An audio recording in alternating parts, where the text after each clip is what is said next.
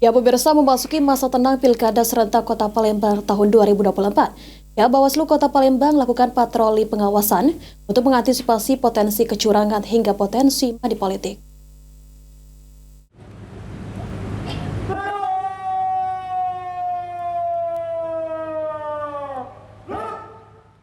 Memasuki masa tenang Pilkada serentak Kota Palembang tahun 2024.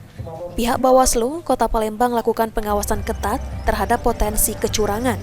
Ketua Bawaslu Palembang, Hoiril Anwar Simatupang mengatakan, pada masa tenang ini, Bawaslu Palembang memastikan tidak ada aktivitas politik oleh paslon wali kota dan wakil wali kota Palembang, maupun paslon gubernur dan wakil gubernur Sumatera Selatan. Perangkat Bawaslu Palembang akan melakukan patroli pengawasan selama masa tenang di pemukiman warga untuk mengantisipasi adanya tindak pidana pemilu di kalangan masyarakat seperti adanya potensi money politik. Lakukan patroli pengawasan untuk mencegah jangan sampai adu serangan pajar, adu siraman apapun istilahnya, sehingga pelaksanaan pilkada ini bisa secara clear and clean.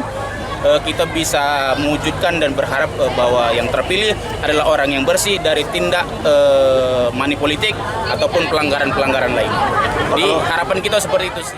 Ketua Bawaslu Palembang meminta agar seluruh petugas pengawas untuk memaksimalkan di lingkungan masing-masing, baik kepada warga maupun pengawasan terhadap tim pemenangan paslon.